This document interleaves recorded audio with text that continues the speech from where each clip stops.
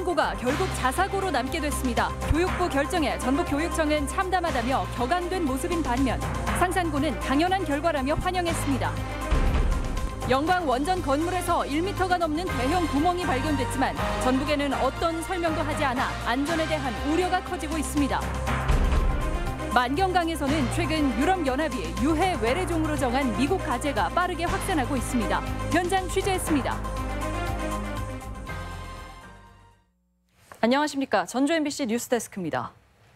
전주 상산고가 결국 자사고 지위를 유지하게 됐습니다. 자사고 지정을 취소해달라는 전북교육청의 요구를 교육부가 거부했기 때문인데요. 교육부는 전북교육청의 평가 과정이 적법하지도 적절하지도 않았다고 판단했습니다. 우선 박연선 기자입니다.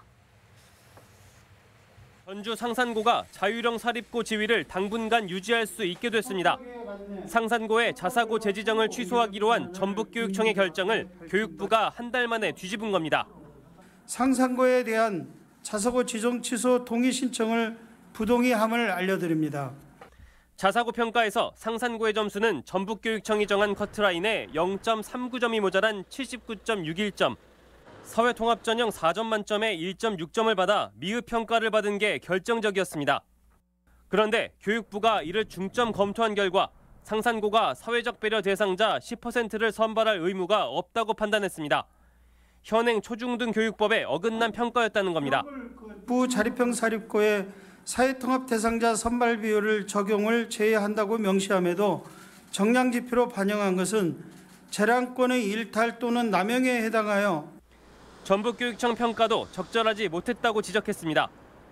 2013년 전북교육청이 사회적 배려자 선발을 20%까지 늘리라는 공문을 보낸 건 맞지만 일반고에만 해당되는 내용이었고 상산고는 기존 전형에 따라 3%를 선발해왔기 때문에 문제가 없다는 겁니다.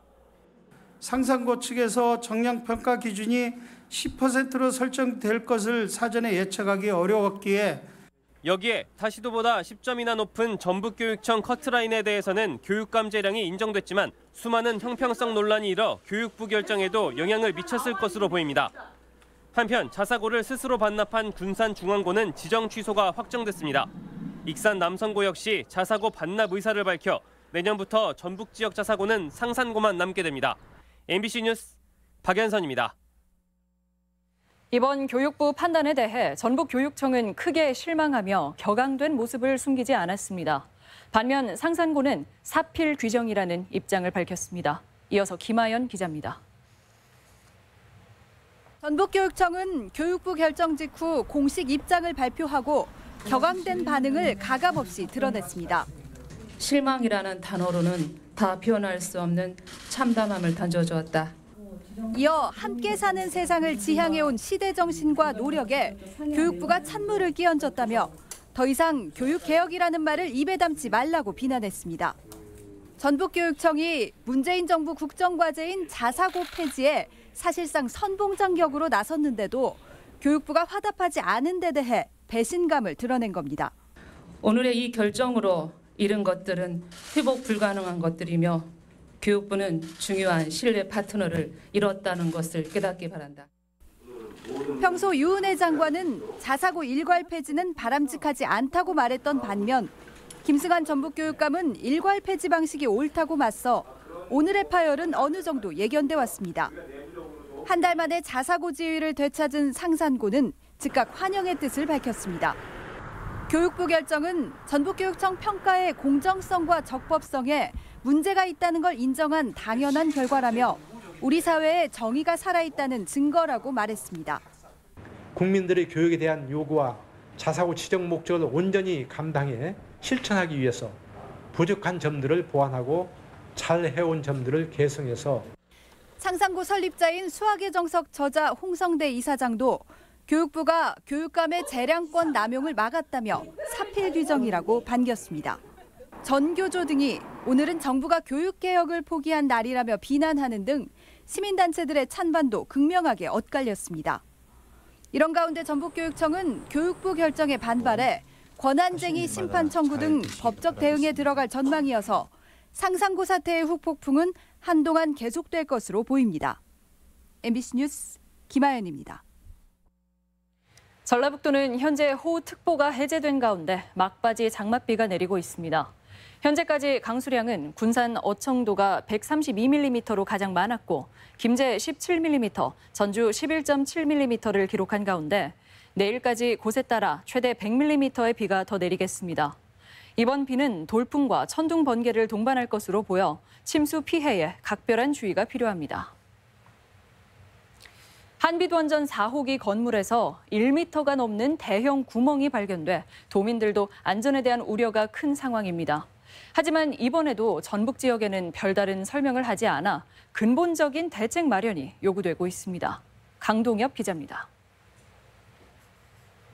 전북과 인접한 한빛원전이 또다시 도마 위에 올랐습니다. 방사능 누출을 막는 경납 건물에 공극, 그러니까 구멍이 발견된 겁니다.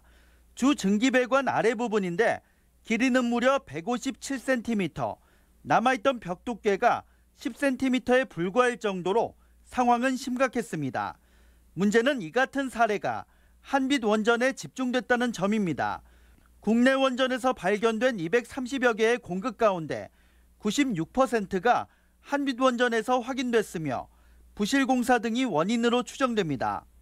이렇게 큰 공극을 22년이 지난 지금에서야 발견했다는 데 대해서는 큰 우려를 금할 수가 없습니다. 지난 5월 원자로 열출력 급증으로 인한 원전 1호기 수동정지에 이어 얼마 안 돼 문제가 불거졌지만 대처는 여전히 실망스러운 수준입니다. 대응을 총괄하는 전라북도에는 사안에 대한 구체적인 설명 없이 보도자료만 보내줬을 뿐입니다. 도와 도의회 모두 원자력안전위원회의 안일한 행태를 강하게 비판하고 나섰습니다. 우려가 큰 만큼 원전의 실태를 상세하게 전달해 줄 것과 예산 지원 등 도민 안전 보장책을 거듭 촉구했습니다. 사전 전수조사를 좀 하고 사고가 잦은 원전에 대해서는 폐쇄하는 게 도민 안전을 위해서 맞다고 봅니다. 한빛원전 사고에 대한 종합대책이 이르면 다음 달 발표될 예정이어서 정부가 전북의 요구에 답할지 관심입니다. MBC 뉴스 강동엽입니다. 유럽에서 날아든 찌르레기가 100년도 안 돼 참새를 앞질러 미국에서 가장 흔한 새가 됐다고 하죠. 국내 하천에도 번식력이 좋은 황소개구리나 베스가 토종을 대체하고 있는데요.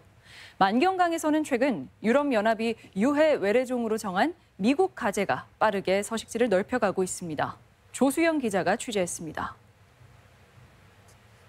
전북 완주군에 있는 만경강 지류 율소재.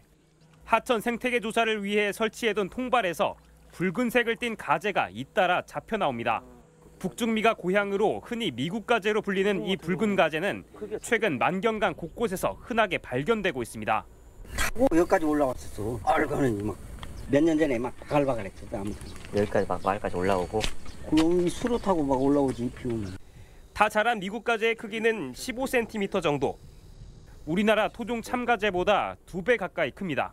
방금 통발로 잡아 올린 미국 가재입니다. 한 번에 최대 500개까지 알을 낳을 만큼 번식력이 뛰어난 편입니다. 미국 가재는 기후나 수질에 관계없이 환경에 잘 적응하는 데다 토종 물고기부터 다슬기까지 닥치는 대로 잡아먹어 하천의 상위 포식자로 등극했습니다. 물이 적은 환경에서도 좀 잘 견디는 편이에요. 산림을 이렇게 넘어가는 경우도 몇 년이 지났긴 했겠지만 초반이라고 할 수 있어서 지금이라도. 문제는 또 있습니다. 미국 가재가 다른 생물에게 곰팡이류를 옮길 가능성이 크다는 겁니다. 가재 패스트라는 질병을 이제 복용을 하고 있거든요. 근데 다른 가재 같은 경우에는 그런 이제 가재 패스트에 대한 내성이 없어서 한번 걸리게 되면 이제 걷잡을 수 없이.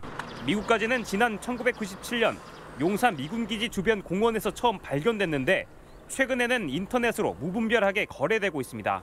펫샵이나 아니면 인터넷이나 이렇게 굉장히 쉽게 구할 수 있는 그런 동물이거든요. 물론 뭐 누가 양식을 했다거나 아니면 자연적으로 들어오거나 하기는 어렵거든요. 유럽연합은 3년 전 미국 가재를 생물 다양성을 파괴하는 유해 외래종으로 지정했습니다. 우리 환경부 역시 심각성을 인지해 지정 여부를 검토 중입니다. MBC 뉴스 조수영입니다.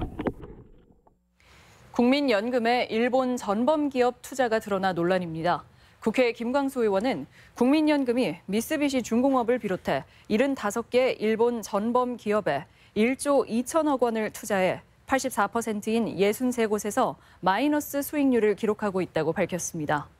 김 의원은 지난 2016년 국정감사 때부터 일본 전범 기업 투자에 신중할 것을 요구했지만 달라진 게 없다며 명분과 실리를 고려한 투자 원칙을 바로 세울 것을 촉구했습니다. 익산 지역 슈퍼마켓들이 일본 제품 불매 운동에 나섰습니다. 익산 슈퍼마켓 사업협동조합은 400여 회원들에게 일본산 맥주 반품 요청을 전달하고 매장 진열을 아예 하지 않기로 결의했습니다. 또한 직수입도 일본산 제품은 전량 조합이 회수 조치하는 등 불매 운동이 점차 확대되고 있습니다. 익산 장전마을 주민들이 환경부의 암 발병 대책 마련을 촉구하고 나섰습니다. 마을 주민대책위와 민간위원은 도청에서 기자회견을 갖고 환경부가 공장 가동과 암 발병의 상관관계에 대해 역학적 관련성이 있다는 입장으로 연관성을 인정한 만큼 구체적인 대책 마련을 요구했습니다. 대책위는 또 환경부의 대책이 나올 경우 국회 토론회와 민관협의회 회의 등을 통해 수용 여부를 결정하기로 했습니다. 전북 도민 안전보험 지원 조례가 제정됐습니다. 전라북도는 재난이나 사고로부터 도민들을 보호하는 도민 안전보험 지원 조례가 도의회를 통과해 2020년부터 시행된다고 밝혔습니다. 보험은 최대 1,000만 원 한도로 자연재해 사망과 범죄, 화재 상해와 사망, 후유장애 등 9개 항목을 대상으로 지원되며 도민이면 자동 가입되고 중복 보상도 가능합니다. 익산시가 정부의 광역 축산 악취 개선 사업 공모에 선정됐습니다. 익산시는 이번 공모 선정으로 11억 원을 확보해 양돈 농가 밀집지인 하멸의 축산 악취 개선 사업을 추진합니다. 하멸 상지원 정착초는 양돈 농가 10가구가 돈사 92개 동에서 14,000마리의 돼지를 사육해 악취 민원이 꾸준히 제기돼 왔습니다. 쌀 품질 향상을 위해 벼 이삭 거름의 적기 살포가 권장되고 있습니다. 군산시 농업기술센터는 올 벼 이삭 패는 시기가 지난해보다 이틀가량 늦은 다음 달 13일쯤으로 예측돼 적기 정량의 이삭 거름을 살포할 수 있도록 지도에 나선다고 밝혔습니다. 이삭 거름은 시바르당 15kg을 사용해야 하고 특히 적기 시용이 품질과 수량에 영향을 주는 것으로 분석됐습니다. 전주 덕진보건소가 신축됩니다. 전주시는 우아동 덕진보건소 부지에서 착공식을 갖고 오는 2021년 7월까지 150억 원의 예산을 들여 지상 4층 규모의 보건소를 짓는다고 밝혔습니다. 덕진보건소에는 일반 진료실은 물론 치매 노인이나 알코올, 약물 중독자들을 위한 시설도 마련됩니다. 지구 온난화에 대응하는 기술을 개발하기 위해 대형 온실이 마련됐습니다. 농촌진흥청은 15억 원을 들여 폭염에도 시설 작물이 자랄 수 있는 온도를 유지시키는 대형 온실을 원예 특작과학원 연구 부지에 마련했습니다. 연구 온실은 폭 52m, 높이 16m로 기존 온실보다 2배 이상 크며 안개 분무 시설과 양액 재배 시스템을 갖춰 일반 하우스보다 온도를 5도 정도 낮출 수 있습니다. 전북의 미래를 위한 투자로 아동 의료비 100만 원 상한제가 제시됐습니다. 도의회 최영심 의원은 아동의 건강은 최대한으로 보장해야 한다며 24만여 명의 도내 18세 미만 아동 청소년의 연간 100만 원을 넘는 의료비 전액 지원을 촉구했습니다. 전북권 뉴스였습니다.